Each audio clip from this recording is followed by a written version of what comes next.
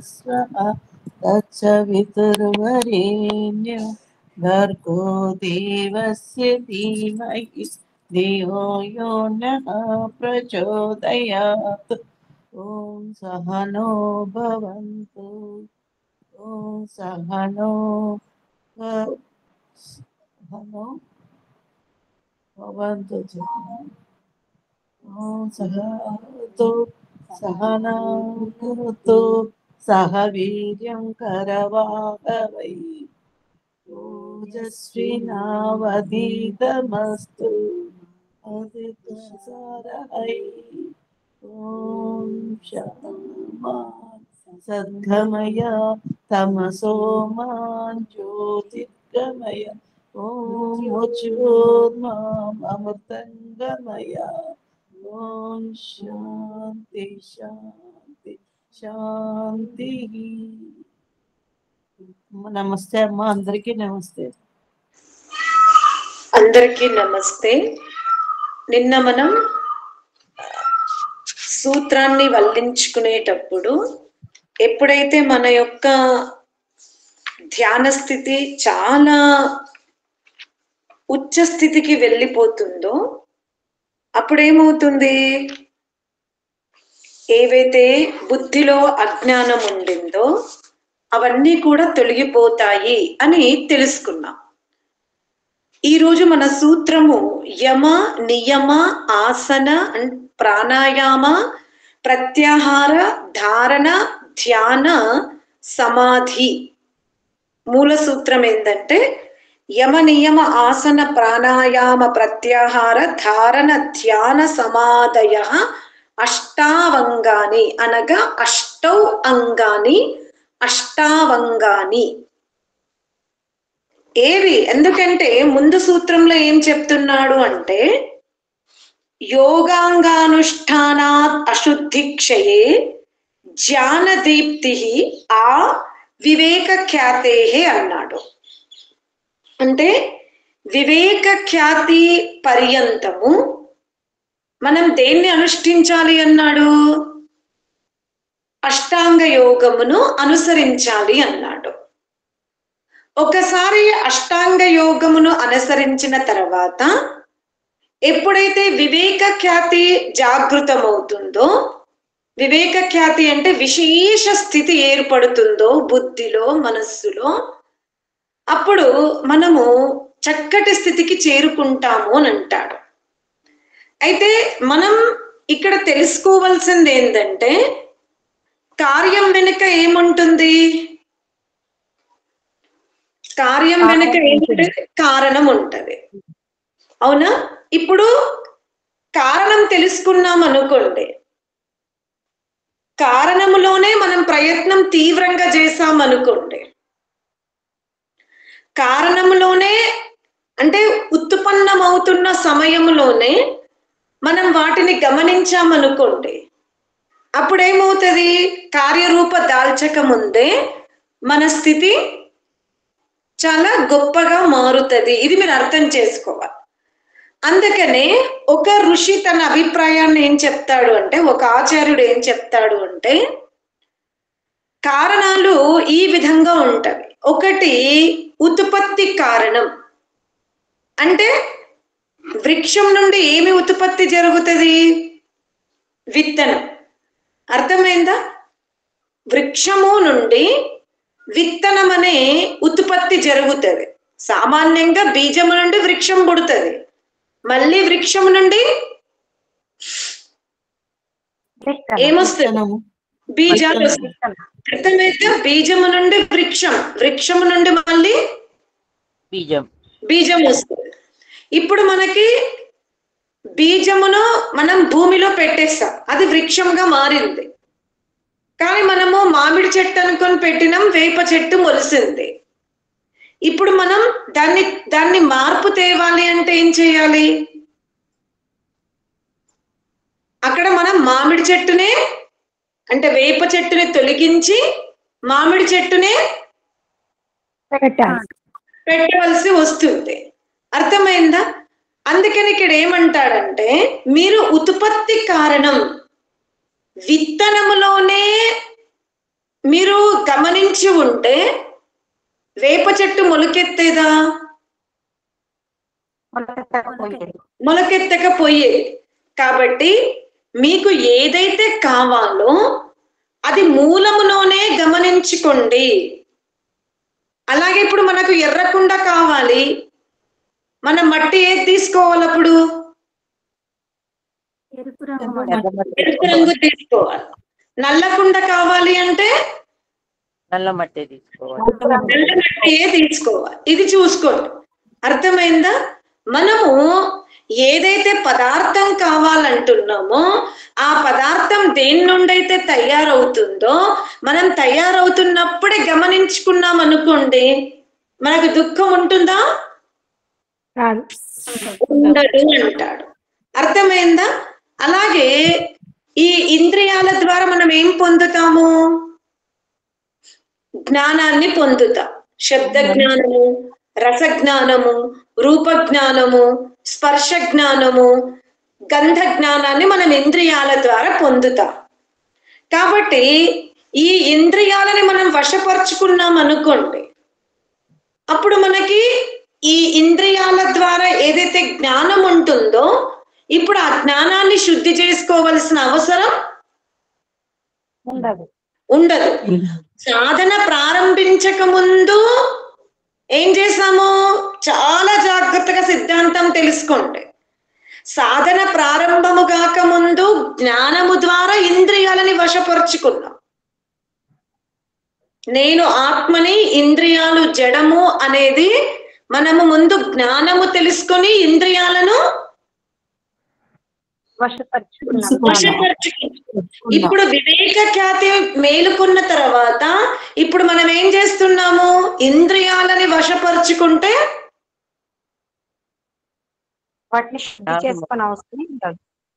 ఇక జ్ఞానములో శుద్ధత్వమే ఉంటది. అందుకని ఏమన్నాడు? నీవు వివేక ఖ్యాతి జాగృతమైనప్పుడు, అంతకుముందు జాగృతము కానప్పుడు జ్ఞానము ద్వారా ఇంద్రియాలు వశంలోకి వచ్చినవి. ఇప్పుడు ఇంద్రియాల ద్వారా తన్మాత్రలు వశంలోకి వస్తేవి. అర్థమైందా? ఇంకా నష్టం అనేది ఉండదు అంటాడు. ఇంకోటి, తల్లిదండ్రులు ఆహారం తీసుకుంటారు గర్భములో. తల్లిదండ్రులు శిశువు యొక్క ఎదుగుదలకి ఏం తీసుకుంటారు?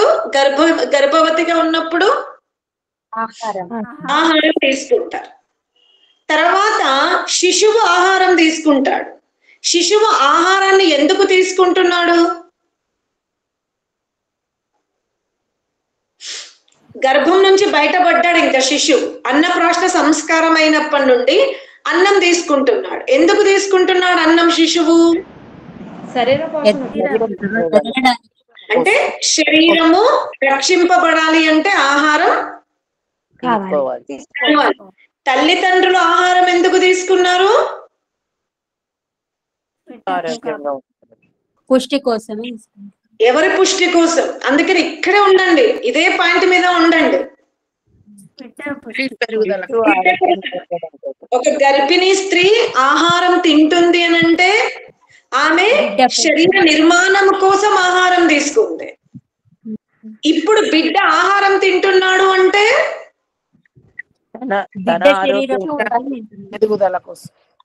తన స్థితి కోసం, తన రక్షణ కోసం. చూడండి పరిస్థితులు ఎలా మారుతున్నాయి. గర్భిణీ స్త్రీ ఆహారం ఎందుకు తీసుకుంది అంటే గర్భంలో ఉన్న శిశువు యొక్క ఎదుగుదల కొరకు. ఈ శిశువు ఎందుకు ఆహారం తీసుకుంటున్నాడు అంటే తన శరీర ఎదుగుదల కొరకు. అలాగే కాబట్టి ఇప్పుడు ఆకాశంలో ఎవరు ఎగురుతారు? పక్షులు ఎగురుతాయి. అంటే పక్షి ఎగరడానికి ఎవరు కారణమయ్యారు?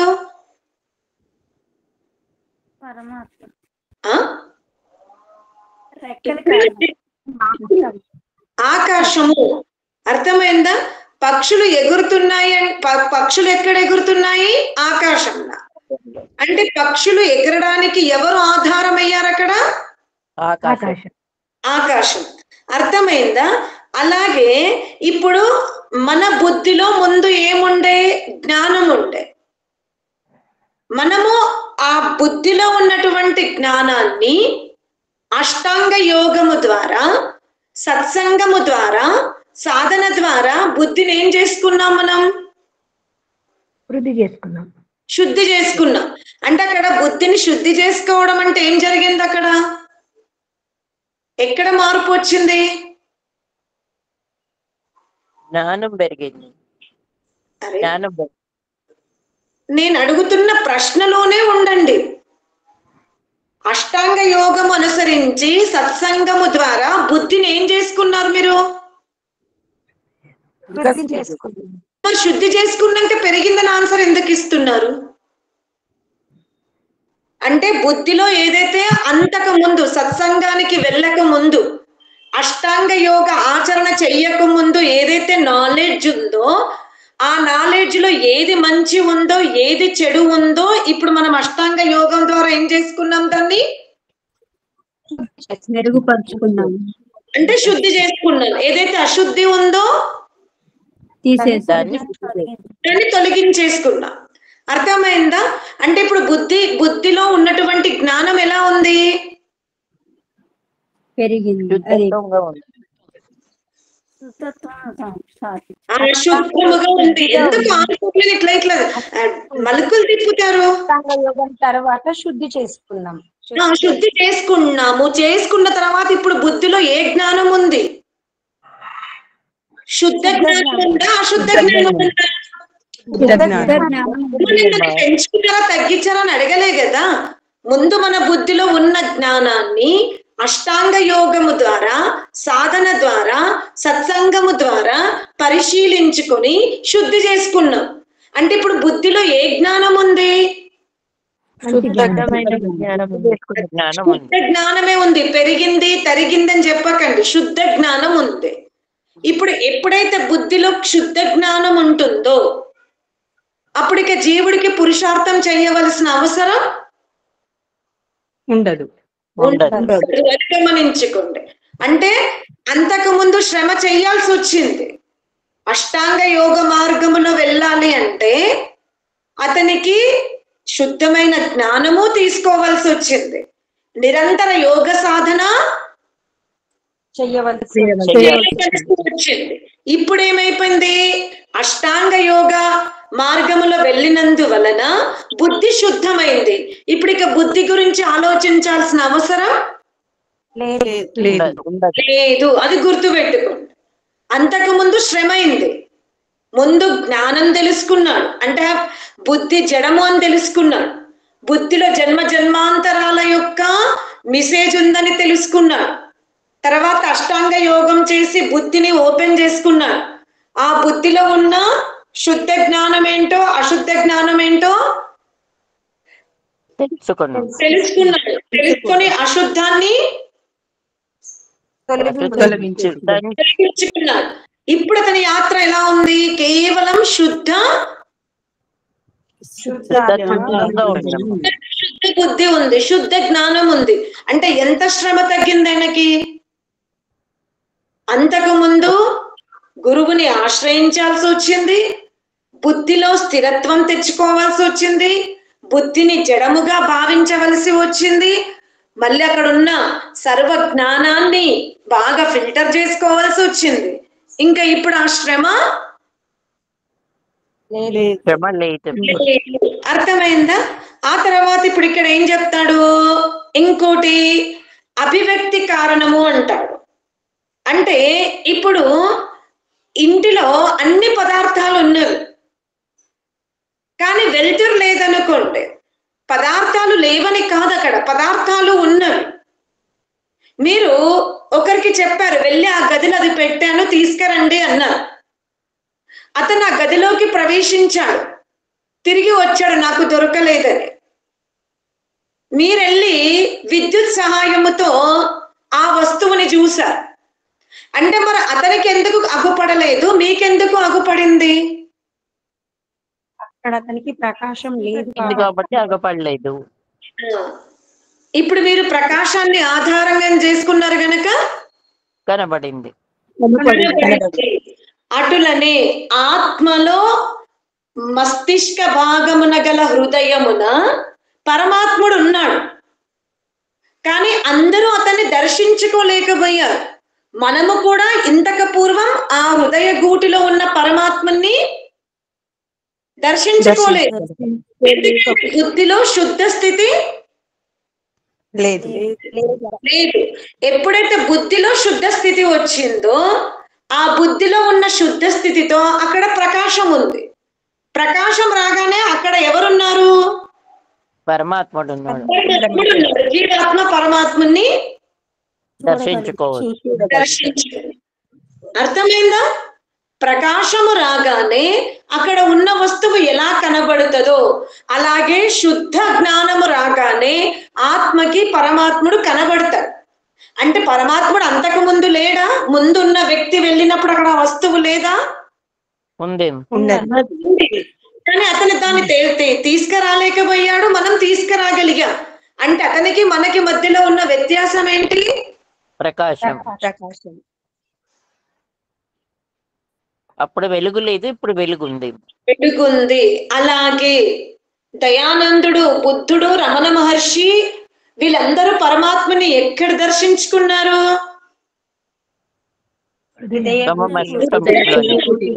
మనము నిన్నటి వరకు ఎందుకు దర్శించుకోలేకపోయాము? శుద్ధత్వం అనే వెలుగు లేదు కాబట్టి దర్శించుకోలేదు. ఎప్పుడైతే మనము కూడా ఆ ప్రకాశాన్ని వెలిగించుకున్నామో పరమాత్ముడు అక్కడ మనకు దర్శనం ఇచ్చాడు. అంటే పరమాత్ముడు అంతకు ముందు అక్కడ లేడా? ఉన్నాడు. కానీ ఎందుకు అగుపడలేదు?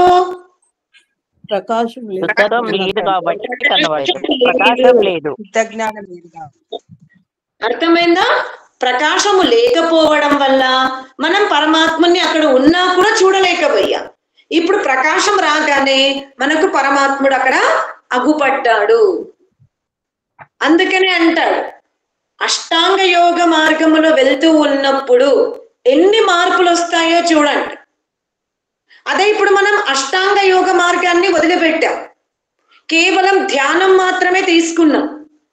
శుద్ధ ఆచరణ లేదు, సత్య ఆచరణ లేదు, మాంసం తింటాము, ఏది పడుతుంది ఆహారం తీసుకుంటున్నాం, ఇష్టం వచ్చినట్టుగా మాట్లాడుతున్నాం, దినచర్యని సిస్టంగా పెట్టుకోలేదనుకోండి, బుద్ధిలో ఏమైపోతుంది? ఎప్పుడు గ్రహణం పట్టినట్టుగా చీకటి ఉంటది. మనం ఎంత ప్రయత్నం చేసినా అక్కడ చీకటే ఉంటది. అందుకనే పరమాత్మని మనం దర్శించుకోవాలి. ఆత్మ కళ్యాణం మనం కోరుతున్నామంటే మన జీవన విధానము, మన కుటుంబ సభ్యుల జీవన విధానము, సమాజంలో ఉన్న జీవన విధానములో మనం చాలా వేరుగా ఉండవలసి వస్తుంది. వేరుగా అంటే ఒక కుటీరం కట్టుకొనో, ఒక నగరం ఏర్పరచుకొనో, ఒక వేషధారణతో కాదు. దేనితో మనం వేరుగా ఉండాల్సి వస్తుంది? బుద్ధితో. అర్థమైందా? వాళ్ళు ఆభరణాలు ధరిస్తారు, మనము కూడా ఆభరణాలు ధరిస్తాం. వాళ్ళవి రంగు చీరలే ఉంటవి, మనవి కూడా రంగు చీరలే ఉంటవి. వాళ్ళు పట్టణంలోనే ఉన్నారు, మనము కూడా పట్టణంలోనే ఉన్నాము. బాహ్యంగా ఎటువంటి మార్పు లేదు, కానీ ఆంతరికంగా మాత్రం మారుతుంది.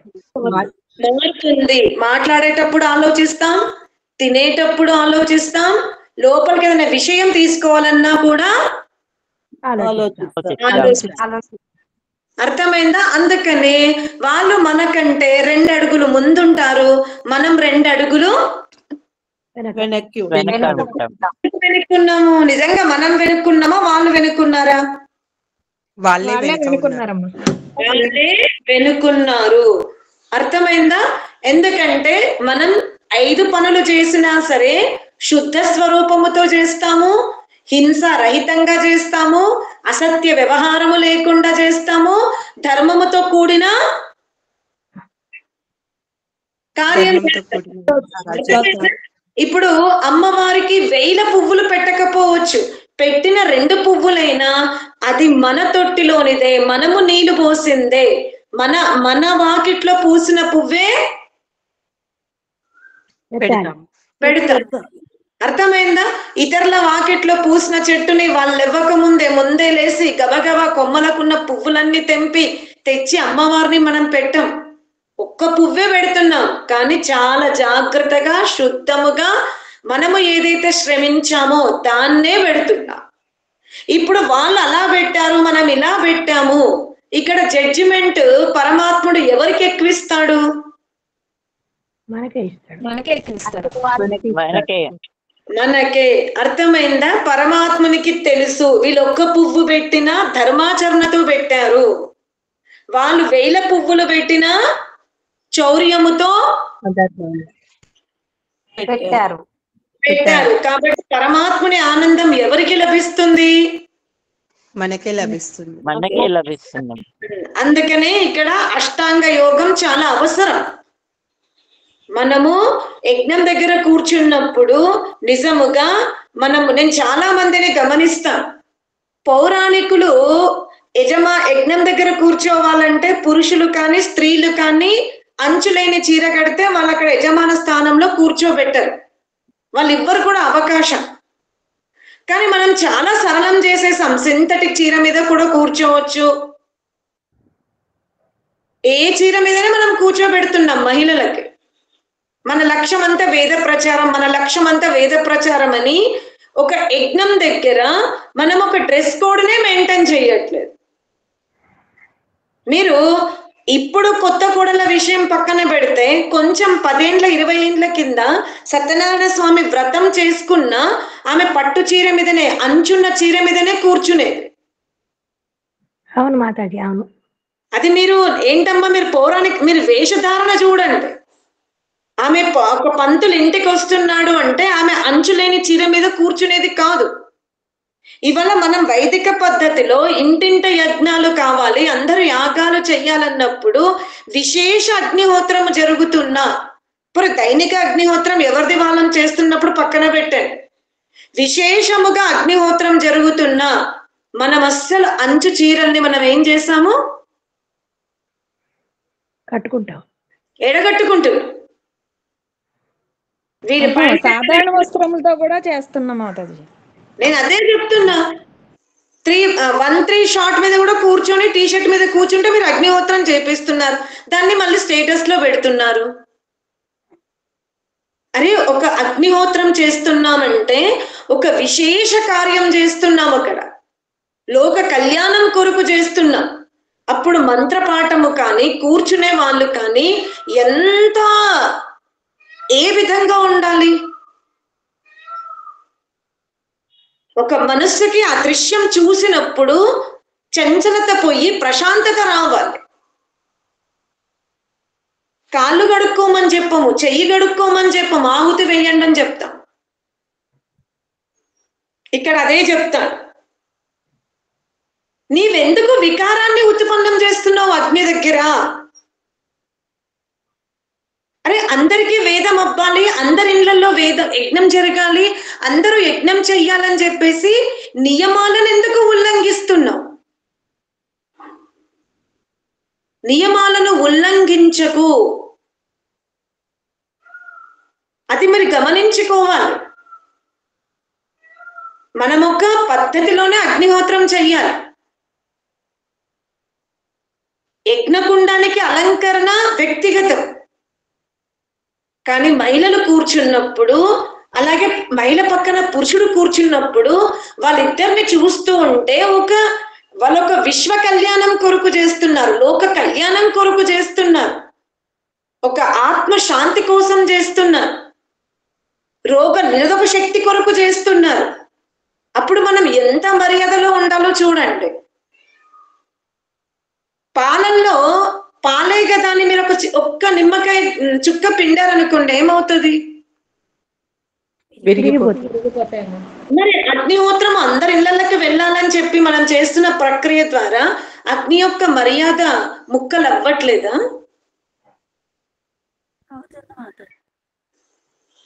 ఆలోచించుకోండి. తర్వాత ఏమంటాడు? ఇప్పుడు ఇంకొక కారణం చెప్తాడు.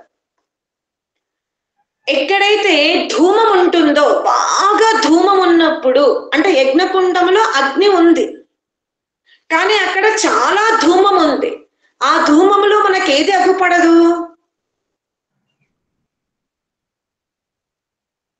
అగ్ని అగ్ని అగ్గుపడదు.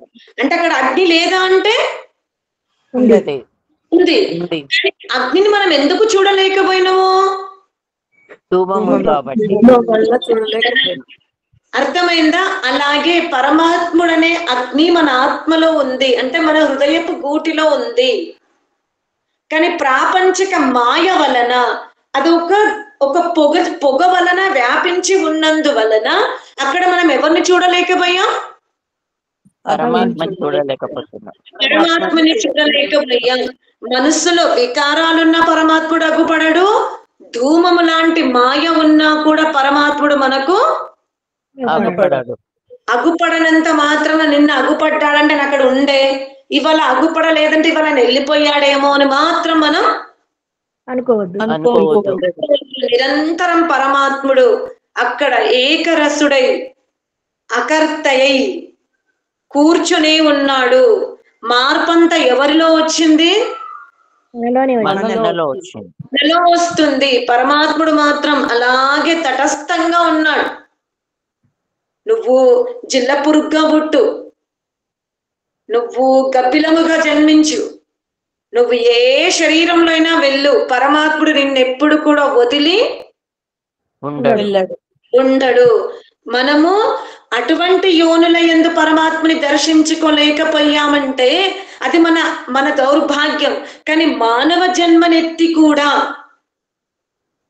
మానవ జన్మలో కూడా ఇంతవరకు మనం పరమాత్మని యొక్క ప్రకాశాన్ని అంతర్గతంగా మనం దర్శించుకోలేకపోయామంటే మనం ఏ విధంగా దౌర్భాగ్య స్థితిలో ఉన్నామో చూడండి.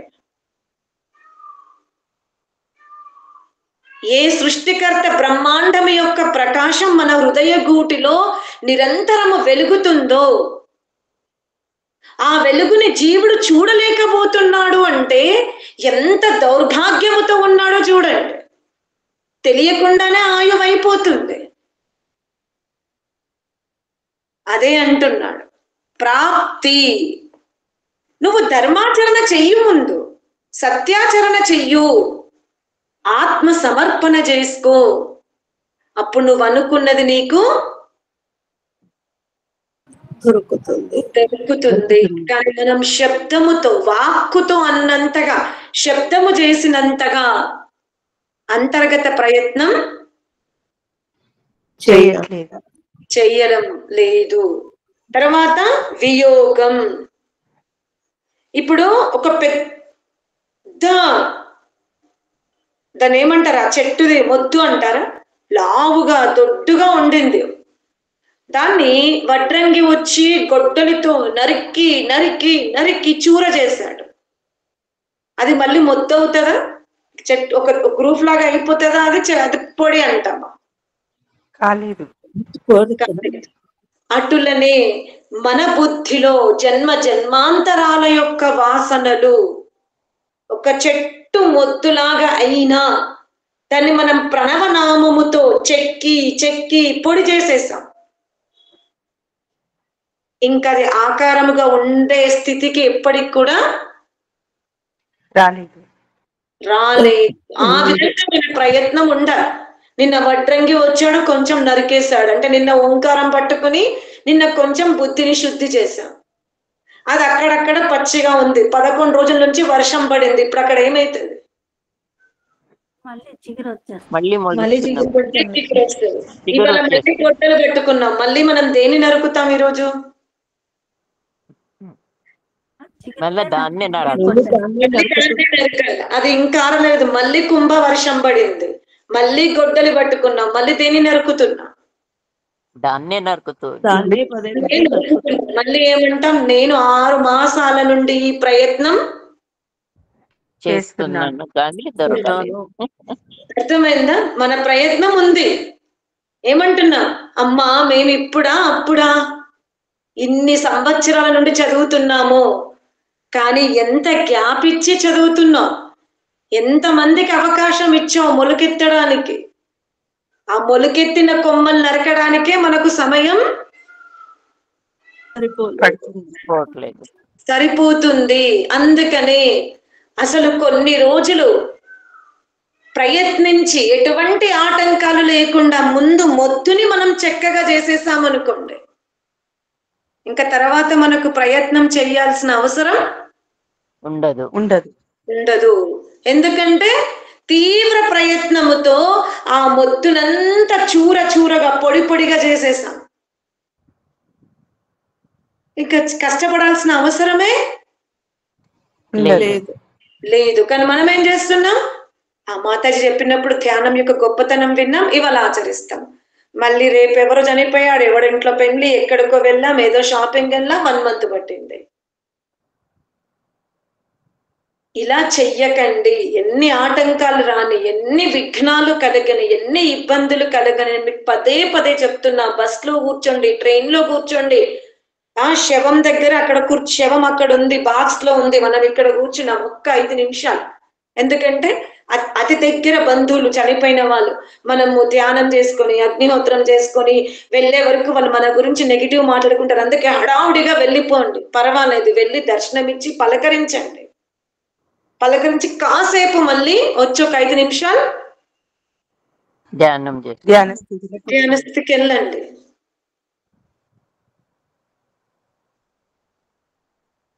ధ్యానమును మాత్రం వదిలిపెట్టారో ఈ చెట్టుని భూమి నుంచి నరికిన తర్వాత కూడా అది ఆరక ముందే వర్షం పడితే మళ్ళీ చిగురించే అవకాశం ఎలా ఉందో, దాన్ని మనం లాపరవాయి చేస్తే ఇంకా ఎలా కొమ్మలు పుట్టే అవకాశం ఉందో, మన అష్టాంగ యోగములో కూడా మనము గనక ప్రయత్నం చెయ్యకపోతే ముందు ఒక 1 year, 6 months, 40 రోజులు, 50 రోజులు నిష్ఠగా ముందు బుద్ధిని శుద్ధి దీక్ష తీసుకోవాల్సిందే. అలా తీసుకున్న తరువాత అవి ఖండం చూరం అయిపోయిన తర్వాత ఇక మనం ఒక 2 రోజులు ఏదైనా కారణాల వల్ల చెయ్యలేకపోయిన నష్టము ఉండదు. అది గుర్తు పెట్టుకోండి. తర్వాత ఇప్పుడు ఏమైపోతుంది, ఇంకా కొన్ని కారణాలు ఎలా ఉంటాయి మన జీవితంలో. ఒక అందమైన స్త్రీ ఉంది, చాలా అందంగా ఉంది. ఆ దృశ్యాన్ని మనము చూసాము, మన భర్త కూడా చూశారు. మీకు కోపం ఎందుకు వచ్చింది?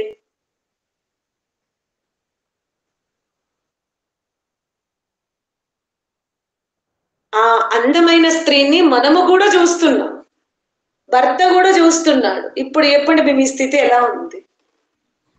అంటే కోపం వస్తుంది భర్త చూసారని. అంటే భర్త చూపుల్లో తేడా చూసి గొప్ప కోపం వస్తుంది అని మీరే ఊహించుకున్నారు. అంటే తేడా చూసాడా లేదా మనకి తెలియదు, కానీ ఊహించుకున్నాం. ఏంటి, నా స్థానము ఆమెకి ఇచ్చాడేమో అని.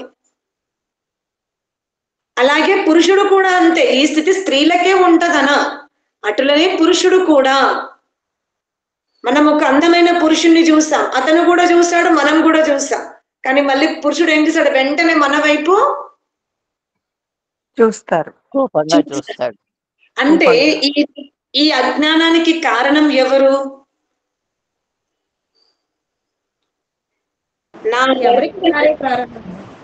అర్థమైందా? మనం చూస్తేనేమో అది సరిపోయింది, కానీ మన భర్త చూస్తే మాత్రం మనలో కోపం వచ్చింది. ఆ కోపానికి కారణం ఎవరు? మనమే. అర్థమైందా? అంటే ఆనాడు కోపానికి, ఆనాడు కలిగిన దుఃఖానికి కారణం ఎవ్వరూ కాదు, మీరే. అన్యత్వ కారణం అంటే మీరు ఏదో ఊహించుకొని, ఏదో ఆలోచించి, ఏదో జరిగిపోతుందని దుఃఖానికి లోనైపోతాం. అది వద్దు అంటాడు. అర్థమైందా? ఈ లోపాలన్నీ అంటే అక్కడ ఇంద్రియ శక్తి. ఒకవేళ మనకు కూడా ఒక అందమైన అమ్మాయిని చూసినప్పుడు ఏముందిలే అనే భావన మనకు కలిగిందనుకో, మనకు కూడా మన భర్త దగ్గర అదే ఆలోచన ఉంటది. కానీ మనం ఆకర్షింపబడి ఏం చేస్తున్నాము, ఆ బురదని ఇతరుల మీద కూడా రుద్దడానికి రుద్దుతున్నాం. అరే నేనే ఒక స్త్రీగా ఆకర్షింపబడ్డప్పుడు ఆయనైతే పురుషుడు, ఆయన ఆకర్షింపబడడా అని మీరే ఊహించుకుంటున్నారు. అంటే ఇక్కడ మన ఇంద్రియాలలో మనకు జితేంద్రియత్వం ఉందనుకోండి, అప్పుడు మనలో ఎటువంటి వికారాలు ఉండవు. అప్పుడు మనం కూడా ఎవరి మీద ఈ విధంగా ఆలోచించడానికి కూడా అవకాశం ఉండదు. అర్థమైందా? ముందు దుర్బుద్ధి అయినా సద్బుద్ధి అయినా ఎక్కడ ఉద్భవిస్తుంది? మనలోనే మనలో మనలోనే. దాన్ని గమనించుకోండి అంటాడు. అందుకనే అష్టాంగ యోగము అనగా యమ, నియమ, ఆసన, ప్రాణాయామము, ప్రత్యాహారము, ధారణ, ధ్యాన, సమాధి. ఇది ప్రారంభంలో తీవ్రంగా చేసుకోండి. ఒక వ్రతముతో చేసుకోండి, ఒక సంకల్ప శక్తితో చేసుకోండి. ఈరోజు నేను మొత్తం దినమంతా సామాన్య ఆహారం తీసుకుంటాను, మౌన వ్రతంలో ఉంటాను. కష్టం అనిపించిందా పడుకోనైనా కూడా నేను మౌనంగానే ఉంటాను అని మనం ఆ విధంగా ప్రారంభంలో కొన్ని దీక్షతో వ్రతాలు చేసుకోగలిగితే, నేను పేదదానికైనా జీవిస్తాను, ఇలాగే మరణిస్తాను, కానీ అధర్మ మార్గంలో వచ్చిన ధనాన్ని ఆవగింజంతా కూడా నేను స్వీకరించను అని ఈ విధంగా మనం వ్రతాలను తీసుకుంటూ వెళ్ళిపోతే అక్కడ ఆత్మ కళ్యాణం తప్పకుండా ఉంటుంది. అందుకనే మీరు ఈ ఆధ్యాత్మిక మార్గంలో ఇన్ని కారణాలు చెప్పాను నేను. అందులో ఒకటి మాత్రం చాలా జాగ్రత్తగా గుర్తుపెట్టుకోండి. ఎలా గొడ్డలితో చెట్టుని పూర్తిగా నరికేస్తే ఎలా అది మళ్ళీ వర్షం పడ్డా కూడా మొలకెత్తదో అక్కడ ఆ వృక్షము, అలా మనము ప్రణవనామముతో, సత్సంగముతో, సాధనతో బుద్ధిలో ఉన్న సర్వ వికారాలని గొడ్డలిగా నరికి పారేస్తే ఇక కొత్తగా జన్మించే అవకాశం ఉండదు. అటులనే పాలల్లో ఒక్క నిమ్మకాయ రసం పడితే పాలు ఎలా విరుగుతాయో, ఒక్క అధర్మాచరణ వల్ల కూడా మన ఆధ్యాత్మిక మార్గంలో అపజయాలు లభిస్తవి గనక మనము ఎల్లప్పుడూ జాగ్రత్తగా ఉంటూ మంచి స్థితికి చేరుకోవాలి. పరమాత్ముడు అక్కడ ఉన్నాడు, కానీ ప్రకాశము లేకపోవడం వల్ల మనకి అగుపడలేదు. ఇప్పుడు మనమే యోగ సాధన ద్వారా ప్రకాశాన్ని వెలిగించుకున్నాము. ఆ వెలుగులో నిరంతరము ఆత్మ పరమాత్మల యొక్క దర్శనం జరుగుతుంది అని ఈ విధంగా మీ యొక్క ఆధ్యాత్మిక మార్గాన్ని అభివృద్ధి చేసుకోండి. దీనికోసం ప్రాపంచిక ఏ కార్యాలు వదిలిపెట్టవలసిన అవసరం లేదు. కేవలం అంతఃకరణ యాత్రలో మాత్రం చాలా జాగ్రత్తగా ఉండాలి. ఓం శాంతి శాంతి శాంతి.